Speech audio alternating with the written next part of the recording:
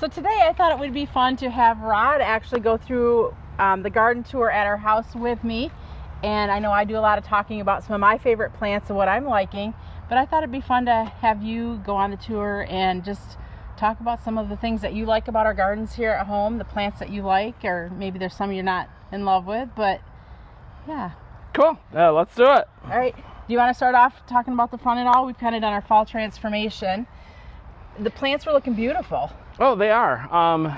I know you wanted all yellow mums in the front, so I gave you all yellow. Right, but before we put the mums and stuff in, all of the petunias and everything were looking gorgeous.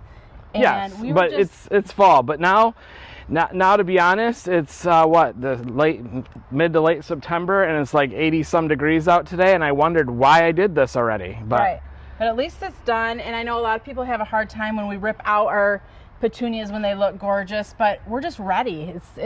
We're ready for a change and ready for a new look. And we got to enjoy fall. I mean, otherwise you put it together and just a couple weeks later you're taking it out and you're putting winter in already. Right. So, and to believe it or not, after 2 years of not having lights in the lighted hanging baskets, I got those done last night. So I kept walking outside going, yes, this looks great. So we'll take a little video of it tonight when they're lit up to show you what we're talking about. But let's head to the backyard and talk about what's kind of going on in the back. So I know you're not a heavy favorite of what was it, Quickfire, right? Yeah, this is Quickfire, and it's not Quickfire so much. It's that lace cap hydrangea look. Yeah. So hydrangea, paniculata. Yeah, this is a panicle hydrangea. I like that lace cap look just for something different. I mean, we have a lot of non-lace cap, if you want to call it that, full flowered ones like Bobo right behind you. Mm-hmm. But I like that, and you know, in the spring, I shouldn't say spring, I should say early June, mid-June, the biggest complaint we get on this plant, and even some of the other ones, is it's white. Right. It does come out straight white, and as you come through later in the summer, it turns more to a dark wine color.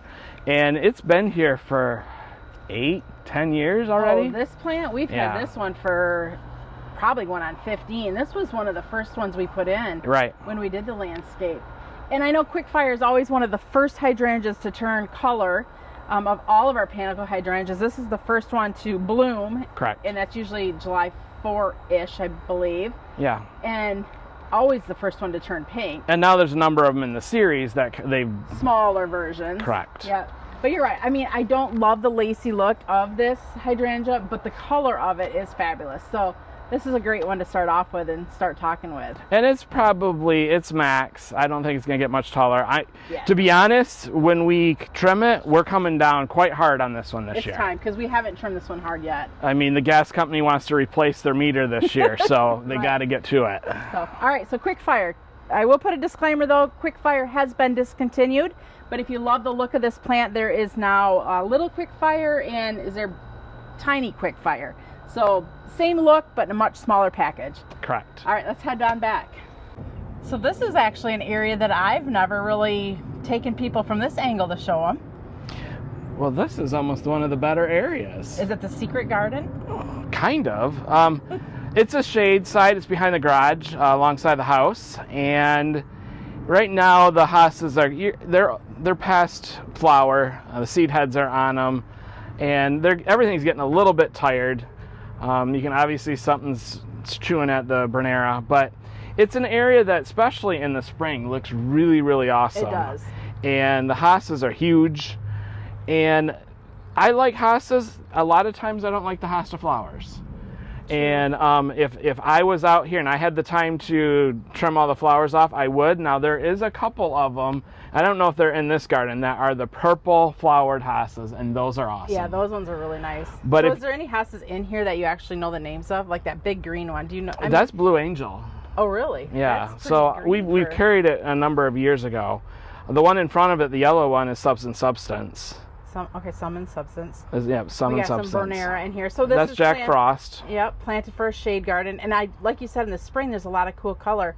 I love the dicenter, that bleeding heart there in that corner, that gold heart. Yes. That has got amazing foliage and color in the spring. And it's funny because I really, like I said, I haven't paid much attention to this garden. There's a Smithsophiuga or a Ectia? Yep. Now, I'm going to do something that I'm going to be very careful. But I hope there's no critters under yeah, I there. hope there's no critters either, like skunks or. But looks like my little cultivator fell down. And you know, that's one thing we try to do once in a while too, is to put some stuff in the garden that not just plants. Right, just little knickknacks. Stuff that old stuff that we find, and never know. Maybe we drag something down from the up north garden, and right. Who knows? Well, and there's that wishing well. Like, you bought that off an auction years ago. I did. The roof fell off of it, and I don't think. Oh, there it is. Yeah, look at there. It's been sitting there for. Carter's got to put it back together because he's our handyman. 3-4 years, and that's as far as it's gotten. But you know, it's projects. Right. So, yeah, that is a really cool garden in the spring. I will agree with that. All right, what else we got? Speaking of knickknacks, this is probably like our most favorite prized possession in the garden. At least mine. I would agree that it would be mine as well.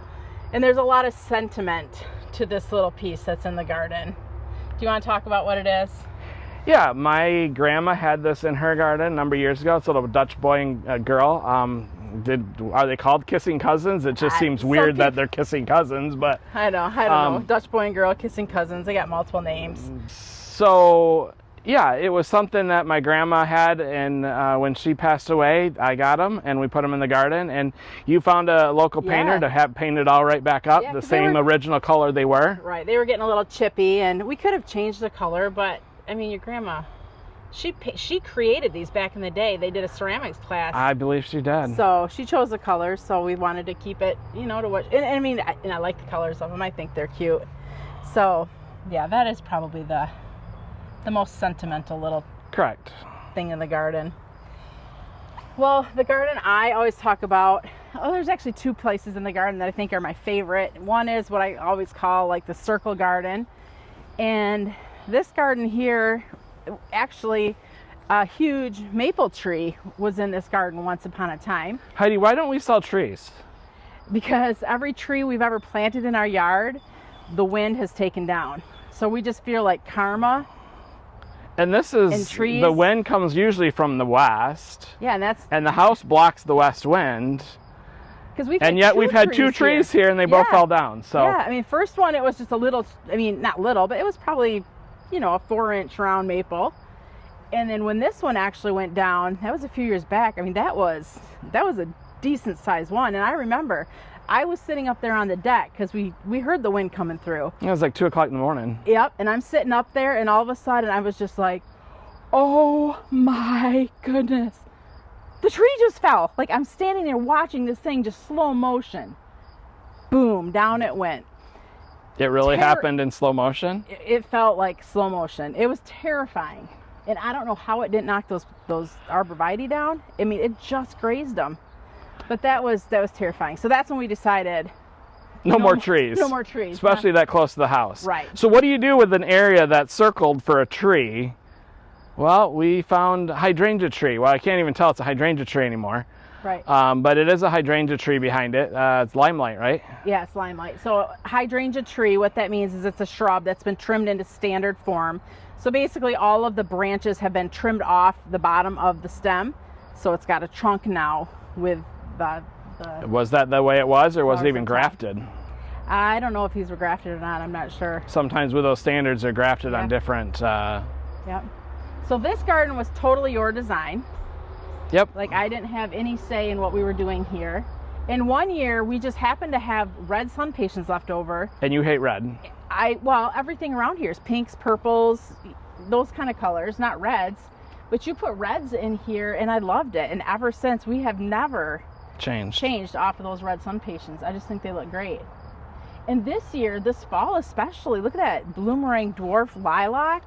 It's a reblooming lilac, but this fall, it has done fabulous. There's 3 of them in here, and they are all reblooming. Now, granted, in the spring, the bloom cycle is, you know, a lot more prolific, but to get lilacs blooming in September is just really kind of unheard of. I do smell the lilac smell, not very... Well, there's not as many flowers, so it's probably not quite as strong. And they don't have as big a flower either, like a normal lilac does. No. But the Atlas roses are doing good in here, and the My Monet that you chose, that's just, I don't know, a cool plant. Right. Now, somebody had asked me in the last video how wide the circumference of this area is. Is this about a 10 foot across circle? 10 I would say 10 to 12-ish. Okay. I would say closer to 12. Okay, so just to kind of give people an idea of the size, and we did 3 lilacs, 3 roses.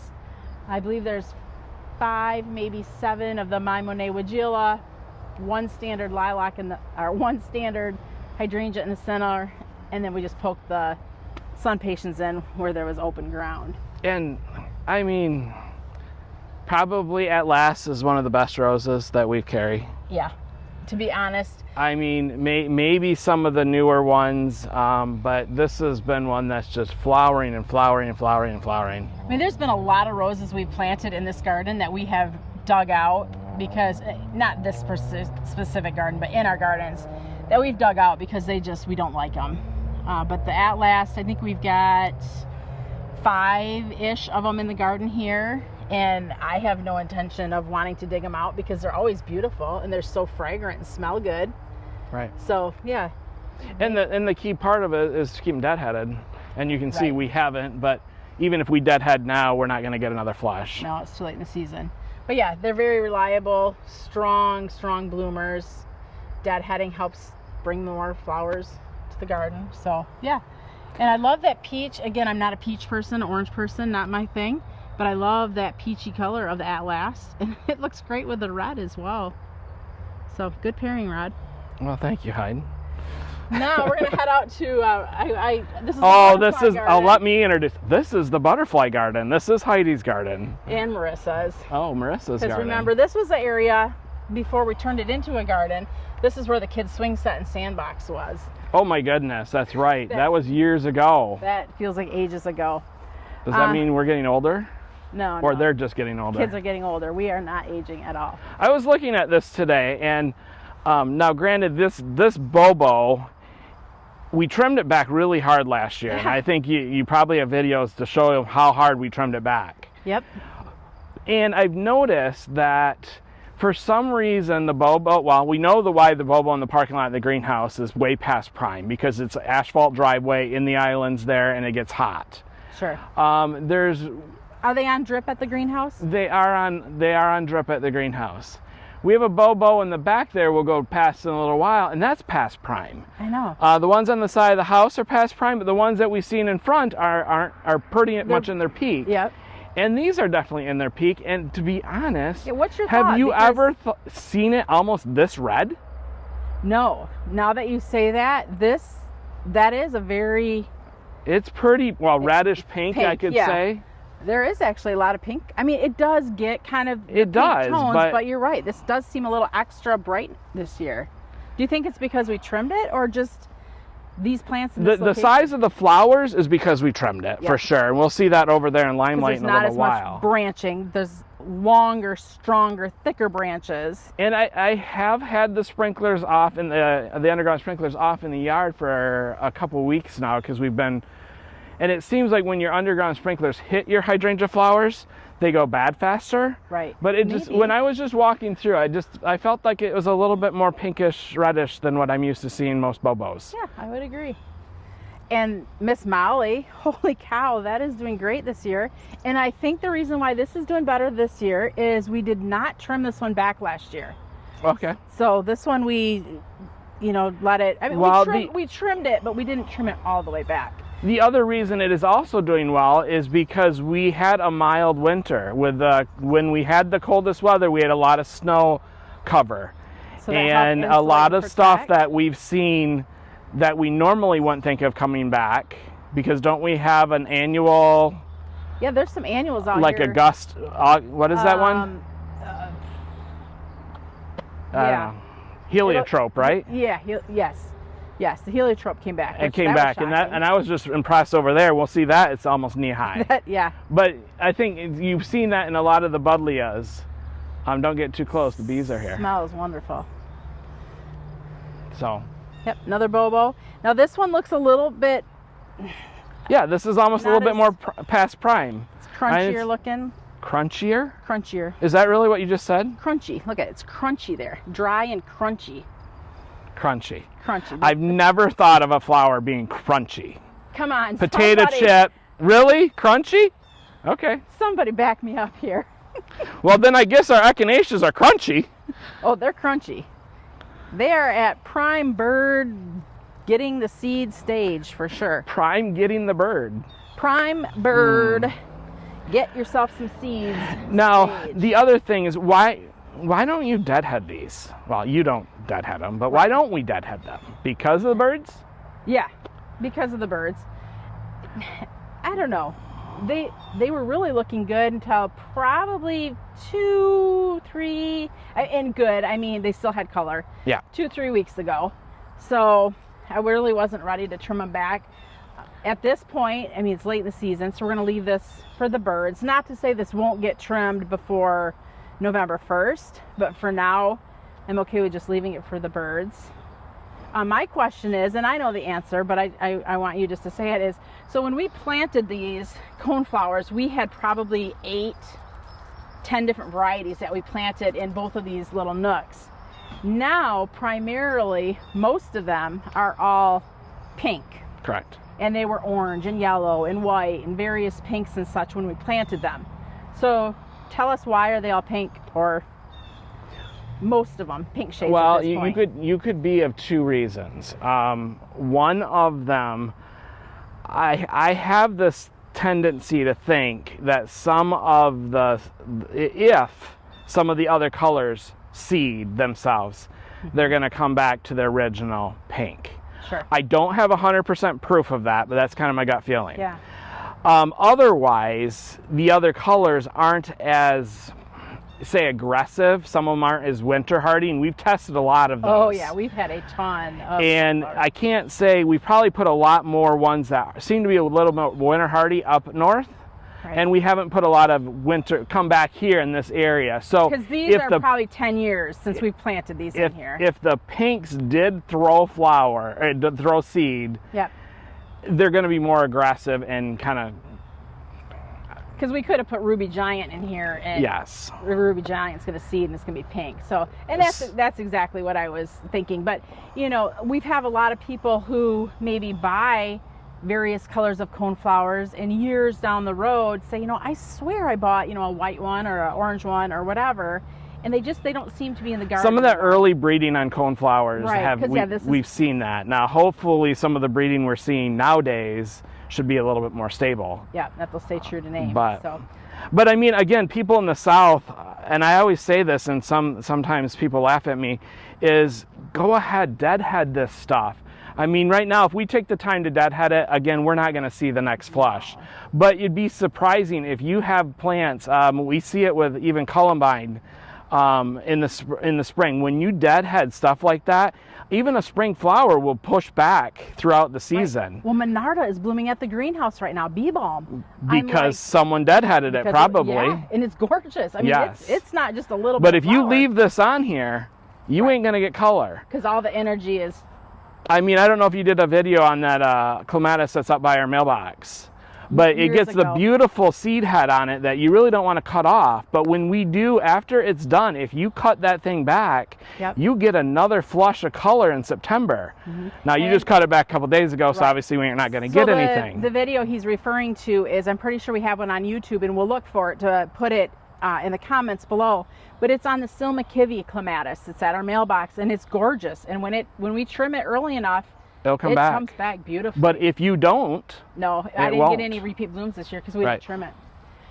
All right, so sun patiens, we do a lot with sun patiens, and that's kind of been your thing. I mean, you've really, especially here at the house, we used to do a lot of petunia, especially in the back, and you're really a sun patient advocate now. For our home gardens, especially. I am. What's your thought on that? You know, how many homeowners have a fertilizer injector in their garage? Hardly none. We do. Right. Why do we? Because we want to feed these sun patients, and we don't want to take the watering can out there with a fertilizer in it. Well, just a second. We don't feed the sun patients. I'm sorry. I shouldn't say sun patients.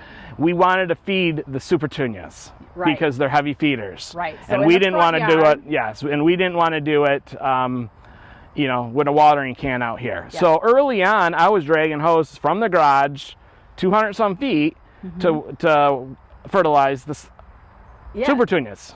Yeah. Petunias. And they were gorgeous. Yep. But it became, you know what, do I really want to keep doing this? And then we heard Sun Patience, you know, it was a newer, I don't know, they've been out for a while now, but it was newer then. And it's like, okay, we're going to try that. First summer, I fed them the same way, and then it's like, there's no color. These things... Right, we were feeding the Sun Patience, and come to find out... They don't need feed. Yeah, Sun Patience are super easy. So if you have fed your Sun Patience, and you don't have color, and you don't have deer, put it that way, because deer will chew them up. Yep. It's probably because you're feeding them too much. Stop feeding those Sun Patience. Stop feeding. Yeah. Yeah. So, but yes, they are great. They're like a New Guinea impatient, except they can handle sun, but don't dry them out. Right. Don't let them dry out. If they do dry out, you're gonna know. You're gonna know it. And if you get it, once you know about it, they tell you. You know, the plant's telling you. Believe it or not. It's like praying to the water gods, like help us. Yeah. And if you give it water, they come back, and they come back pretty well. Yeah. If you get past that limit, you're gonna get maybe crunchy leaves. Crunchy leaves. There you go. But they bounce back even if they get to crunchy leaf state, right? To a certain extent. A little harder. But yeah, if they start praying to the rain gods, that means get some water on them so they can pop back up again. All right, so every butterfly garden, we have to have some milkweed in it. And to be honest, right now the milkweed looks terribly messy. It's going to seed, and this is something that, in all honesty, I would love to just come through and just chop down because it's kind of a weedy mess. But I did go through just the other day and grabbed some seed pods to harvest the seed. So here we have a seed pod. It's not cracked open yet. So I'm thinking this is going to be an ideal state. Let's open it up. Yes, see, the seeds are brown. So I'm going to go ahead. I'm losing a couple here, but see how I just pulled that out. And I'm going to take my hand, I don't know if you can see this here, and I'm just going to slide it, and look at there. There is seeds. Let them dry out, and those can be planted, and now you're going to get another 20 or so Aesculapius cinderella.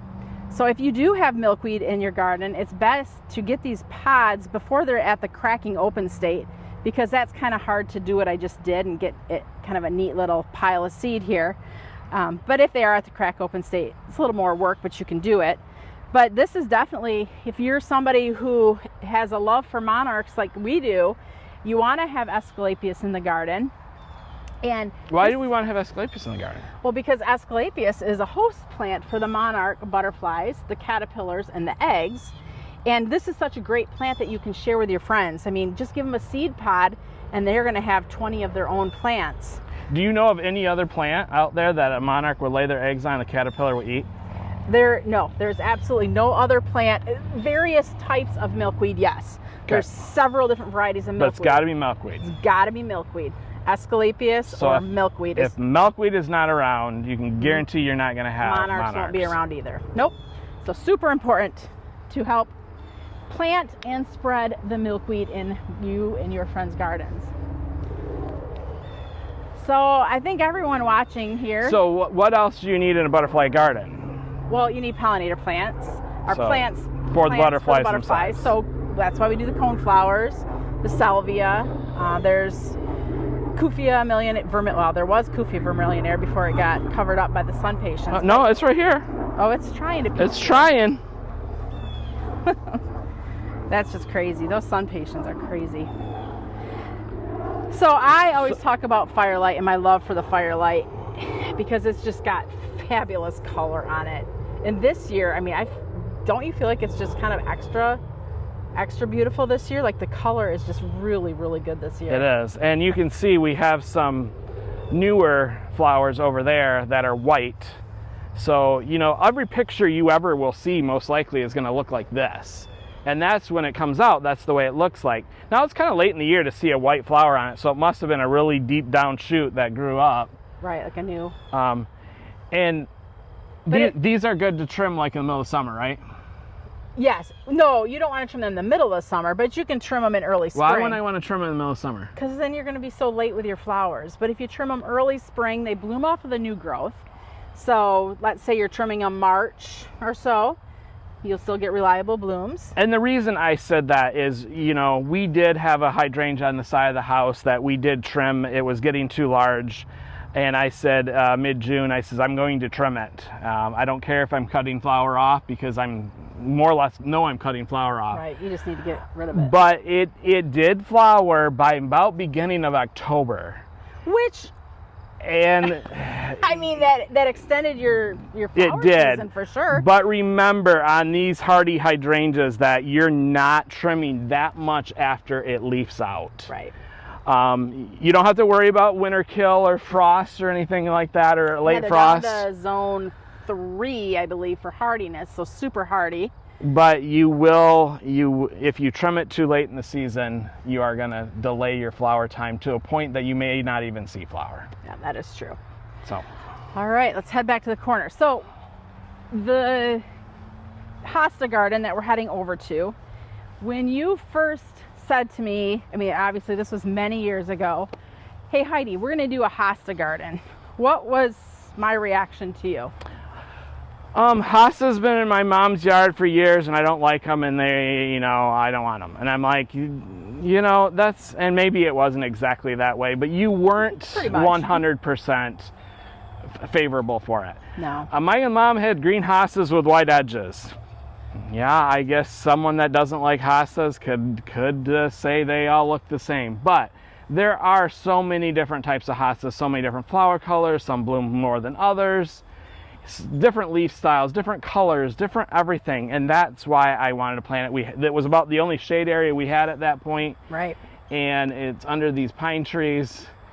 And it's done wonderful. And this is the most commented part of your videos. Yeah, they do. Early in the season. Yep. Now, Later, right now, they're tired. I mean, they're not terrible, but they're tired. The slugs have found their way back here. A little bit, but you know, I have noticed, and maybe someone else can comment as well, if you have hostas and you have slugs, try going to pine needles. Yeah. Yeah. Pine needle bark or pine needles. Lay those down, because we let the natural pine needles lay on the ground here, and we don't really bark this area so much. I just pulled a Heidi. You mean mulch, Rod. Mulch. And it does seem to cut down on the slugs a little bit. Yeah, I agree. And to be honest, like the pine needle mulch, I think it has kind of a cool look to it. Oh, so you want to go to all pine needle mulch next year? I mean, if it didn't cost $1,000 bazillion, maybe. Is it a lot more expensive? I don't know. I can imagine it's probably more expensive. Because you buy it in bales and you can't just get it blown in. So coming back to the sun patience, I don't know. I mean, I've done this before, and the grass is a little wet, so I'm probably gonna get all wet. But seriously, people, look at this. Look at how tall these sun patients are. Now, granted, they probably have the most perfect condition. Nice, sandy type, mucky type, perfect soil for them. They're never fed. I shouldn't say never. I do a Osmocote one time. I toss it on if anybody, it's a slow release fertilizer. In the spring, right? In the early summer for us. Yeah. You know, spring for most people, but it's not like we're gonna be out here in spring. Oh, try to get up here. And it gets underground. But seriously, I don't know if I've ever seen them that tall. They're like almost hip high. Yeah. I mean, your legs are a little shorter, so they're definitely hip high on you. Now you have 2 rows here of sun patients, not just one.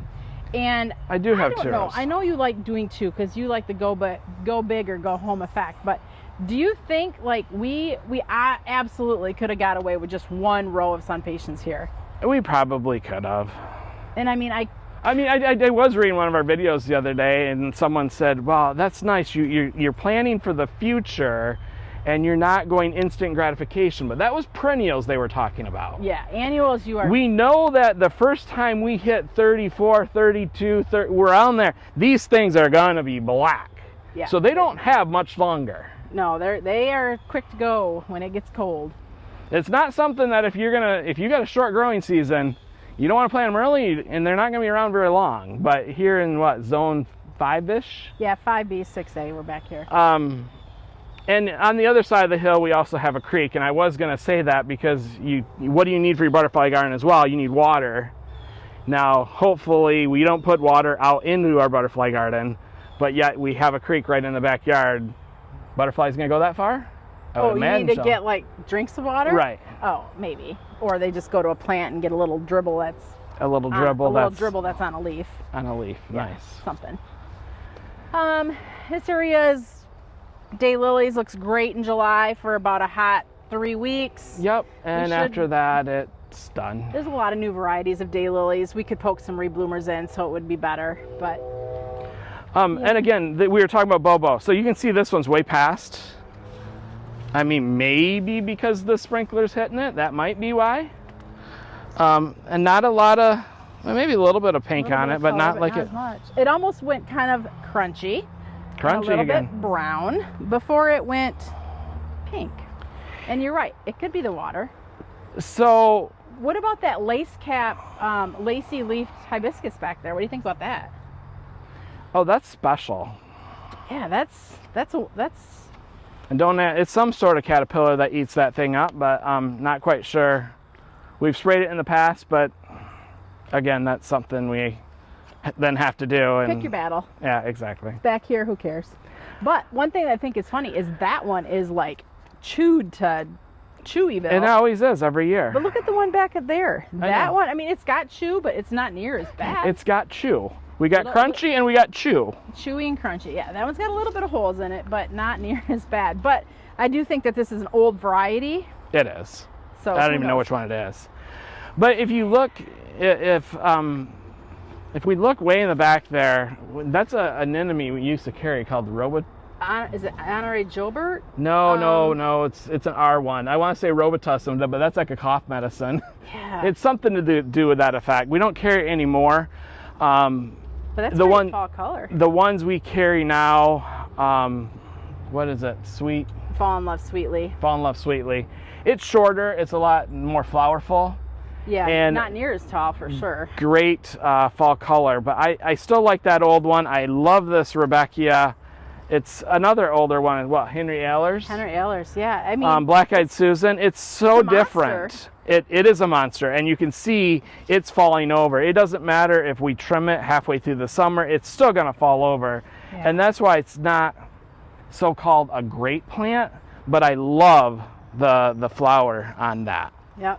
And it's late. Oh, Carter's here. Oh, hi, Carter. You want to come? Hey, we had a project for you about putting a roof on a wishing well. On a wishing well? How's that coming? Oh, yeah. Couple more days. Couple more day construction? Couple more years. Oh, bummer. All right. But also, if you look back here on this, this is a great. I like the layers. This is like a great view for layers. I know that's not what you were just going to say, but I guess I see the anemone. I see the limelight in the back.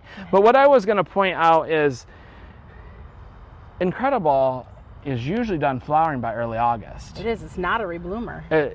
And you're getting some repeat flower, and then you're even on Invincible Spirit. You can see the old ones, and you're getting the new ones. But that goes back to say, even though something's not supposed to rebloom, now we did not deadhead these. No. But if we would have, soon after they flowered, my guess is we'd have a little bit more color right now. Because in the greenhouse, they bloom in the greenhouse. And oh, we'll most trim definitely. Them back yeah, we just had Invincible Ruby. Oh yeah. It was gorgeous in the garden center, and that was it would have been past bloom. Now the Invincibles, those are reblooming hydrangeas, so those do, if you get some new growth, those will rebloom. Where Incredible is not typically a rebloomer. Okay. Both of those two bloom off of the new growth, so if they do get trimmed, as to what you were saying, right, you'll get some new thing. Now the annual. Yeah, it's heliotrope, but it's Augusta lavender. Yeah, that sounds right. Yeah, I think so. That one actually overwintered for us. And that's over 3 foot tall right now. Right. Fragrant. Hummingbirds love it. It's really quite beautiful. And then I think two more things in this garden. Proudberry. I talk a lot about Proudberry. What's your thought on Proudberry? To be honest, I don't like the habit of the plant. I like I like the berry itself. Okay. Well, and I guess I can see where you're saying. I mean, it's the berry that really makes it. It's not the plant. No, I guess it's a little unkept looking, maybe. Right. But I mean, obviously this has got a whip Carter every time he goes past mowing it. Yeah. But no, it's the berry that's really, really awesome. Yeah. So yes, it's meant, in my opinion, it's meant for the berry. Oh, absolutely, it's meant for the berry. You know, the berries are beautiful. I don't know how many different things you wanted to talk about yet, but you gotta like Baptisia, right, Hayden? To be honest, Rod, I don't like Baptisia. But if you're gonna plant it in the yard, you're committed. 100% commitment. Yes. But why? I mean, have you had an experience with this? I can tell you've had an experience. Yes, you're just waiting to talk about. Experience, most definitely. Okay. Do you remember we had a big dogwood back here that we didn't like? Oh yeah, that's right. I mean, after years and years. It was like 8 foot tall. It was okay. Too big. I got a half-ton pickup truck, tow strap. You bring it out here, you hook it to the dogwood, and you give it a yank, and boom, the dogwood's out. Okay. You would think it's a shrub. Right. Okay. So a perennial. This should be easy, right? Oh. So forget about, for a shrub, you go get equipment. Right. You don't go get the shovel because it's a shrub. It's a tree. It's whatever. Right. Perennial, go get the shovel. I mean, you're not gonna hook a tow strap up to a Baptisia. Did you go get? 2 or 3. I broke the handle on it. Oh, so you needed the tow strap for the Baptisia. I did the tow strap. I still couldn't get it out. It took me 2 years to remove that Baptisia that I didn't want in that spot. Now, we kept this one here, but the other, well, yeah, that's true. We didn't want to do another one. Right. Have we planted a Baptisia since? Not here. No, we have it at the greenhouse. We have it at the greenhouse. And they're okay where they're at. But I mean, a Baptisia, now I think this one is Baptisia australis, so it's the native Baptisia. But I mean, it's pretty for about 2 weeks. 2 to 3 weeks in the spring, early summer. But this is a whole lot of space commitment for 2-3 weeks of flowers in the spring. This is a whole lot of space commitment for a few berries. For how long? Well, end of August until December. Really, the berries are gonna stay on there? Months compared to weeks. Okay, you do a video in mid-December and show me there's still berries on there. I will. Okay. I will. Okay.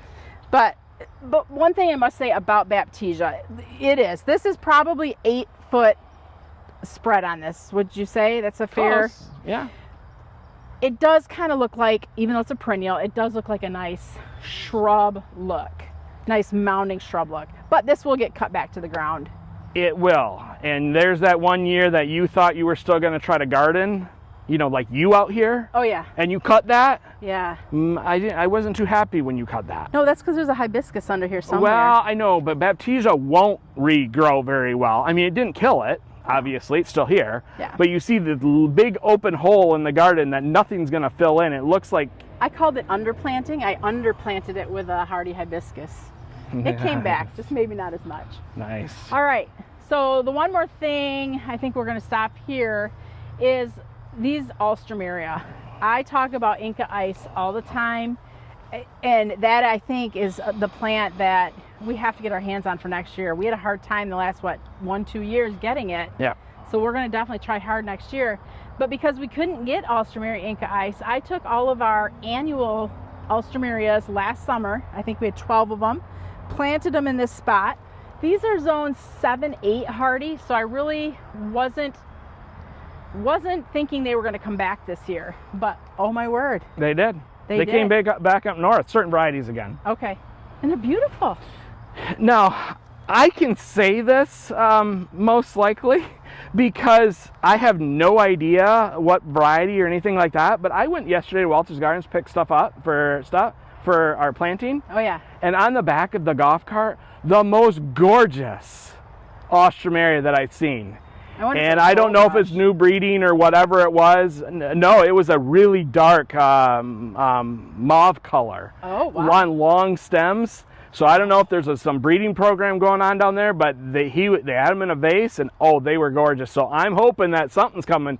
I don't know if they're annual, perennial, whatever they were, but because I don't know anything like that, and I just seen on the back of a golf cart in a vase. Wow. It was pretty cool. That would be cool. So yeah, anything else, Rod, that you want to talk about before we close this video up? I mean, sedums are always great. I mean, that one like seems to be splitting, but this one over here, I mean, sedum is just a great fall broccoli, right? It almost looks like it. And the bees and the pollinators love it at this, you know, the time you get to this time of year. Yes, I see a lot of color, but you still limit some things that pollinators go on. I don't see pollinators on our sun impatiens. No. But so sedums are always great plants for the fall. Yeah. And that's the important, when you're designing a garden, large garden, small garden, you need to try to have color. Our garden looks the best in July. Right, because we really aren't, we're not home before midnight in the spring. So for us to see spring color. But we don't even have it, really. Oh, lupin, columbine. We do, you just get home at dark, so you don't see it. So we don't have a ton of it, but we do have some. But yeah, we want June, July onward color for our garden, because that's when we can see it and enjoy it. That's huge. That's huge. And this is one that is huge. But this is I hope you're going to keep that for your winter combination now, since you just cracked it off. There's plenty more. This is huge because we trimmed it way back. I mean, this thing was probably only this tall. 2.5, 3 foot maybe. Yeah. And so when the branches came up, it's a little, because of the flowers, they are top heavy when they get wet, and I think it's bringing the stems down. But you're putting so much energy into fewer flowers. Right. And that's why you got bigger flowers. Yeah. Next year they won't be near this size. Unless we trim it back again. Unless we trim it again. But I won't go as hard. I may, but I will definitely bring it back because I still don't want this. Well, and we're going to trim it for the winter porch pot dried flowers, but yeah. Can you imagine? I mean, that's just takes up a container by itself. Now you take 3 or 4 of them. Those go big or go home containers, Rod. Oh, those kind that I like? Yeah, exactly. Gotcha. So this is the limelight hydrangea, and it is absolutely beautiful. So right now it's the new one's Limelight Prime? Yep, Limelight Prime, a little bit shorter. The flowers are more upright on the plant, where these, although you can't tell because we trimmed it, but these tend to nod a little bit, where Limelight Prime is an improved version of Limelight, just a little bit more dialed in habit, and I think more workable in a lot of landscapes. So good. If you have any questions or comments, hopefully you enjoyed this video with Rod and I. I know last time we did a video, people said they wanted to see more Rod, so here you go. Oh, you're so sweet. So he keeps the bigger one. So I said, you know what, we'll bring Rod into the video tonight, and I don't know, I'm hoping they'll find it interesting, like your take on the backyard and what you like about it. I like the green grass. You do not, because if you had your choice, this whole thing would be gardens. Don't lie. Right. You're right. But the grass has got to be green. Oh, the grass does have to be green. And stripe? Yeah, we should try to stripe it. But line straight. So if you have any questions or comments, we'd love to have you leave them below. If you're new to our station, we invite you to subscribe. Thanks for watching. I'm Heidi. And Rod from Garden Crossings.